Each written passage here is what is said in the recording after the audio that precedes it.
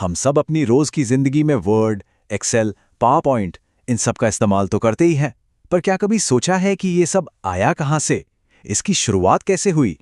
आज हम Microsoft office के इसी सफर पे नजर डालेंगे और यकीन मानिए इसकी कहानी एक तरह से खुद कंप्यूटिंग के विकास की कहानी है। तो हम ऑफिस की कहानी को 6 हिस्सों में देखेंगे। मतलब कैसे ये एक सिंपल बंडल से शुरू हुआ, फिर इंटरनेट के आने पर इसने खुद को कैसे बदला, वो बड़ा वाला यूजर इंटरफेस का बदलाव कैसे आया, और आखिर में आज हमारे पास क्या-क्या ऑप्शंस हैं। तो कहानी की शुरुआत से शुरू करते हैं। देखिए, ऑफिस हमेशा से एक सिंगल प्रोडक्ट नहीं था जैसा हम आज जानते हैं। असल में ये अलग अलग जो पहले से ही हिट एप्लीकेशंस थे ना, उनका एक बहुत ही स्मार्ट सोचा समझा बंडल था। इस आइडिया को सॉफ्टवेयर सूट कहते हैं। और उस टाइम पर सबसे बड़ी चुनौती बस इतनी सी थी कि वर्ड, एक्सेल और पावर पॉइंट को एक साथ मिलकर काम करने लायक कैसे बनाया जाए। बस यहीं से उस सफर की शुरुआत हुई जिसने सॉफ्टवेयर की दुनिया को हमेशा के लिए बदल दिया। चलिए अब थोड़ा और पीछे चलते हैं, ऑफिस के शुरुआती सालों में। वो दौर जब एक इंटीग्रेटेड ऑफिस सूट का आइडिया पहली बार सामने आया और धीरे धीरे शक्ल लेने लगा। तो अब देख सकते हैं प्रोग्रेस धीमी थी पर लगातार हो रही थी। 1990 में आया ऑफिस 1.0 जिसने इन तीनों बड़े प्लेयर्स को एक पैकेज में डाला। फिर देखिए ठीक एक साल बाद ही इसमें मेल भी जोड़ दिया गया और 1994 आते आते तो पूरा फोकस इसी बात पर था कि ये सारे प्रोग्राम्स एक दूसरे से और आसानी से बात कर सकें, मतलब बेहतर तरीके से काम करें। और अगर हम उस वक्त के गोल्स की बात करें तो आज के हिसाब से वो काफी सिंपल थे। बस इन अलग अलग प्रोग्राम्स को एक साथ लाना था, उनके बीच थोड़ी बहुत डेटा शेयरिंग करवानी थी और कोशिश ये थी कि सबका लुक एंड फील एक जैसा हो। मेन मकसद तो यही था कि ऑफिस को विंडोज के लिए स्टैंडर्ड प्रोडक्टिविटी टूल बना दिया जाए। टेक्नोलॉजी तो रुकती नहीं और जैसे जैसे टेक्नोलॉजी आगे बढ़ी ऑफिस को भी बदलना ही था। अब कहानी में एक बहुत बड़ा मोड़ आता है, इंटरनेट का आना। इसने ऑफिस को बदलने के लिए मतलब जबरदस्त तरीके से बदलने पर मजबूर कर दिया। 90s के आखिर में तो बदलाव की स्पीड मानो रॉकेट जैसी हो गई। ऑफिस 95 आया विंडोज 95 के साथ, फिर ऑफिस 97 ने आउटलुक जैसी बड़ी चीज लॉन्च की और 1999 आते आते तो वेब एक ऐसी ताकत बन चुका था जिसे कोई नजरअंदाज नहीं कर सकता था। तो जाहिर है ऑफिस को भी उसके साथ कदम से कदम मिलाना ही पड़ा।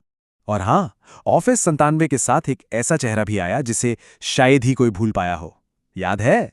जी हाँ, मैं बात कर रहा हूं क्लिपी की, वो बदनाम ऑफिस असिस्टेंट। तो देखिए, इंटरनेट एक बड़ा चैलेंज था और माइक्रोसॉफ्ट ने इसका जवाब दिया। आउटलुक ने ईमेल को सीधा ऑफिस सूट का हिस्सा बना दिया। ऑफिस 2000 ने आपको अपने डॉक्यूमेंट्स को वेब पेज की तरह सेव करने का ऑप्शन दिया। और क्लिपी की कोशिश तो यही थी कि सॉफ्टवेयर थोड़ा ज्यादा फ्रेंडली लगे, भले ही वो मदद करने से ज्यादा परेशान ही करता था। अब आते हैं ऑफिस की हिस्ट्री के सबसे बड़े और शायद सबसे कंट्रोवर्शियल बदलाव पर।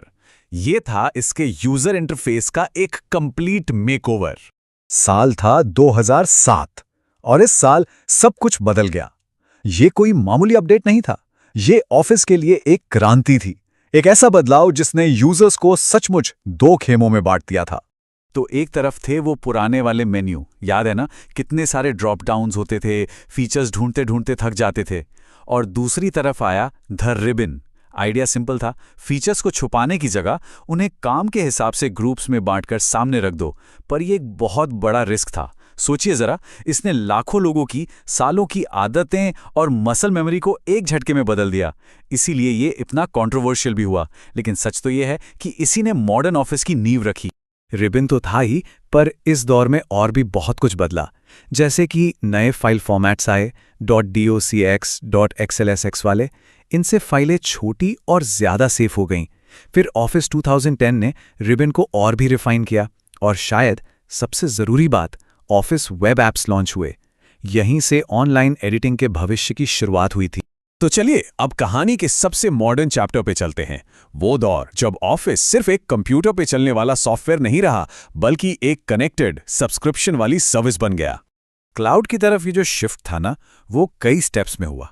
पहले 2013 में फोकस था वन ड्राइव के साथ क्लाउड स्टोरेज पर। फिर 2016 में आया रियल टाइम कोलैबोरेशन, मतलब एक ही डॉक्यूमेंट पे कई लोग एक साथ काम कर सकते थे। ये तो कमाल ही था। और फिर 2020 में ऑफिस 365 का नाम बदलकर माइक्रोसॉफ्ट 365 कर दिया गया। ये एक सिग्नल था कि अब ये सिर्फ वर्ड और एक्सेल नहीं है, ये उससे कहीं ज्यादा बड़ा इकोसिस्टम है। तो इस पूरे सफर को हम 3 बड़े स्टेप्स में देख सकते हैं। स्टेप 1, क्लाउड स्टोरेज का आना। स्टेप 2, रियल टाइम कोलैबोरेशन, जो सच में एक गेम चेंजर था। और स्टेप 3, इसे माइक्रोसॉफ्ट 365 का रूप देना, एक पूरा इकोसिस्टम जो हमेशा नए फीचर्स के साथ अपडेट होता रहता है। तो सवाल उठता है कि आज माइक्रोसॉफ्ट 365 है क्या? देखिए, ये सॉफ्टवेयर खरीदने का वो पुराना तरीका नहीं है। ये एक सब्सक्रिप्शन सर्विस है। मतलब मंथली या एनुअल फीस दो और बदले में सिर्फ